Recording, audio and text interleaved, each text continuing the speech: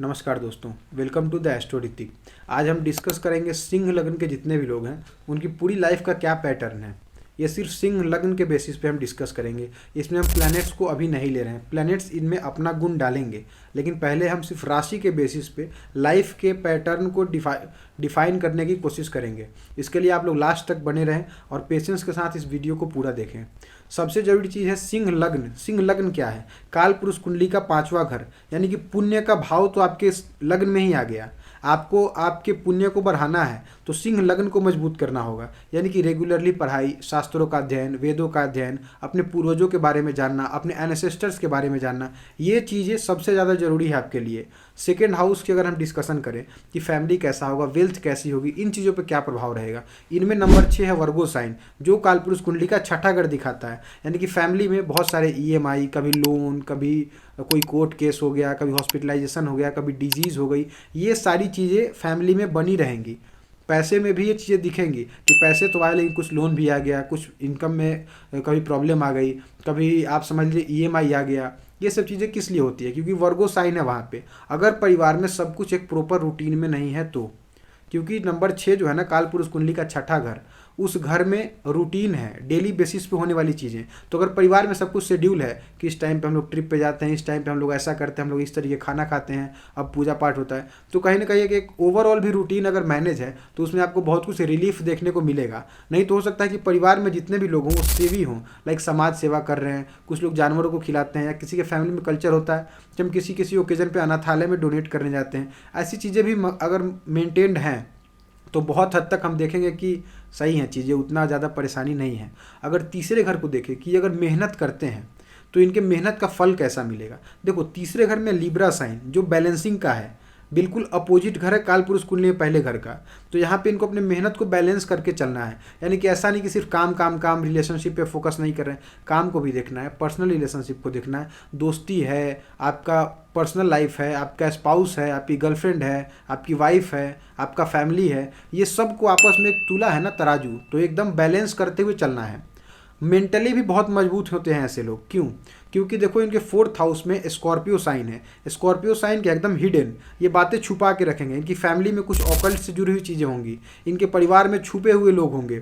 हो सकता है कि इनके परिवार में से बहुत सारे लोग CBI में रहते हैं, CID में रहते हैं, या इनके परिवार में रेगुलर ट्रांसफॉर्मेशन देखने को मिलता हो कि हर 4-5 साल पे परिवार में कुछ चीज़ें चेंज हो जाती हों, या जगह चेंज करते हो, प्लेस चेंज करते हो। इसलिए ये जो अनकंफर्टेबल सिचुएशंस हैं, इनसे गुजरते गुजरते ये मेंटली बहुत टफ हो जाते हैं। अगर हम देखें कि इनका 5th हाउस में क्या है, 5th हाउस में इनके 9 नंबर का साइन है। इनकी पहली संतान कैसी होगी?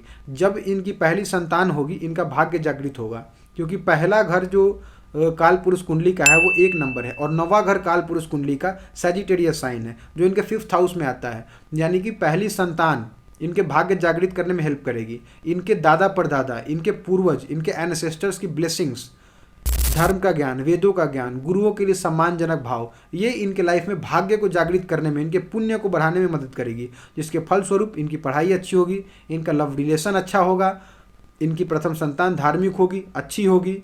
अगर हम देखें 6th हाउस में क्या चीज़ें हैं, अब देखो 6th हाउस में इनके नंबर 10 का साइन चला गया है, यानी काल पुरुष कुंडली का 10वां घर, यानी कि रोग, ऋण और शत्रु, इनसे लड़ने में अपने आप को एकदम मजबूती से आगे रखेंगे। और रेगुलरली इनके जीवन में कुछ ना कुछ लगा रहेगा। हो सकता है कभी EMI का इशू आ गया, कभी लोन का प्रॉब्लम आ गया, कभी किसी से दुश्मनी हो गई, कभी कोई बीमारी हो गई, लेकिन कहीं पे भी ये हारने वाले हैं नहीं। ये पूरी ताकत से उसमें ज़रूर अपना मेहनत करेंगे, ये अपना 100% ज़रूर देंगे, और दे के कई बार जीत भी जाएंगे। और ये भी लाइफ के एक इनिशियल फेज तक ही देखने को मिलता है, क्योंकि जैसे जैसे उम्र ग्रो होती है शनि मजबूत होता जाता है। इनके कर्मों को देखते हैं शनिदेव, कर्मा देखते हैं कैसा काम कर रहा है, तो उस बेसिस पे इनको रिजल्ट भी बढ़िया देखने को मिलता है। अगर हम देखें 7th हाउस, इनकी मैरिड लाइफ कैसी रहेगी, इनका स्पाउस कैसा रहेगा। आप देखो 7th हाउस में साइन कौन सा है? 11 नंबर का। हो सकता है इनकी वाइफ का फ्रेंड सर्कल बहुत बड़ा हो, या ये अपने फ्रेंड सर्कल में ही शादी कर लें। इनकी शादी के बाद इनका इनकम भी ग्रो होगा। इनकम यानी कि 11 नंबर का साइन, इनका इनकम भी ग्रो होगा, लाइफ में पैसे भी बढ़ेंगे। इनकी वाइफ होगी, उसके अंदर एक क्वालिटी होगी कि उसके विचार बहुत अच्छे होंगे, क्योंकि 11 नंबर साइन कैसा है? वायु तत्व की साइन है, उसके विचार अच्छे होंगे, उसका कम्युनिकेशन अच्छा होगा, उसकी वजह से फ़ायदा भी होगा, इनकम में स्पेशली फ़ायदा होगा, अच्छा फ्रेंड सर्कल होगा, समाज में भी मान सम्मान मिलेगा। अगर हम देखें इनके लाइफ में ट्रांसफॉर्मेशन कैसे आएंगे, बदलाव।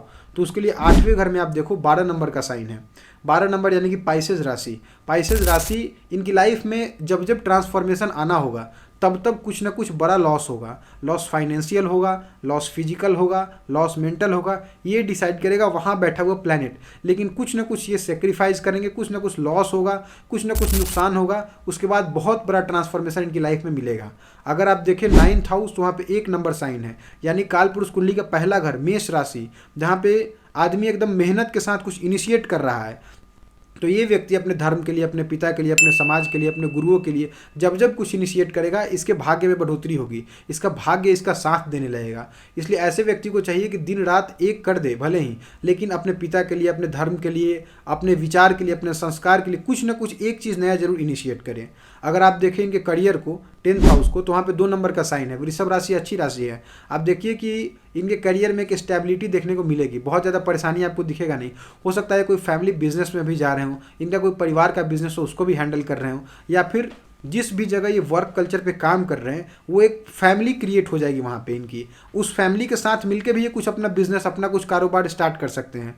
तो इनका करियर ओवरऑल देखें तो स्टेबल रहता है, अच्छा रहता है, लेकिन थोड़ा सा आलस से बचने की ज़रूरत है, क्योंकि 2 नंबर जो है ना वृषभ राशि, वो थोड़ा आलसी भी है कि एक जगह बैठ गए तो बैठ ही गए, फिर काम ही नहीं कर रहे हैं। तो इन चीज़ों से अगर बचते हैं तो बढ़िया रहेगा। अब देखिए इनका इनकम कैसा रहेगा, कैसा इनकम का सोर्स रहेगा। इनके मल्टीपल इनकम सोर्स हो सकते हैं, क्योंकि डुअल साइन जेमिनी साइन के 11th हाउस में है।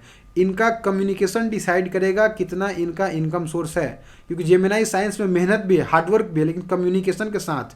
तो ऐसे फ्रेंड सर्कल, ऐसे फ्रेंड्स चुनना जिनके साथ अच्छी बातें होती हुई, चिट चैटिंग ना होती हो, चुगली नहीं होती हो, अच्छे आइडियाज़ पे डिस्कशन होता हो, अच्छे विचार पे डिस्कशन होता हो, तो इनका इनकम रेगुलरली बढ़ता ही जाएगा। सबसे बड़ी कमजोरी कहाँ है इनकी लाइफ की? सबसे बड़ी कमजोरी है नंबर 4, यानी कि मकर राशि, सॉरी मकर राशि नहीं, ये कैंसर साइन। कैंसर साइन जो इनके 12th हाउस में है, यानी कि जब जब ये अपना इमोशनल बैलेंस खो देंगे, जब जब ये अपना फूड हैबिट डिस्टर्ब करेंगे, जब जब ये अपनी मदर के साथ मिसबिहेव करेंगे, वाटर एलिमेंट शरीर में डिस्टर्ब होगा, शरीर में पानी की कमी होगी, तब तब ये मेंटली बहुत चैलेंज फील करेंगे।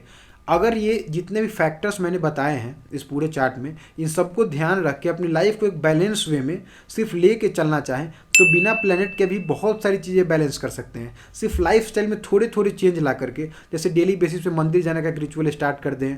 डेली बेसिस पे मंदिर जा रहे हैं, कोई एक फ्रूट ले लें, देखें कि 9th हाउस में कौन सा प्लैनेट है, वो फ्रूट लेके जाएं, उस प्लैनेट से रिलेटेड चीज़ें देखिए, उनके भाग्य में कैसा चेंज आता है। अगर जितनी चीज़ें मैंने बताई हैं उस पर एक पैटर्न बना ले, अपने हिसाब से एक लाइफस्टाइल बना ले, तो इनको ज़्यादा परेशानी लाइफ में आएगी नहीं।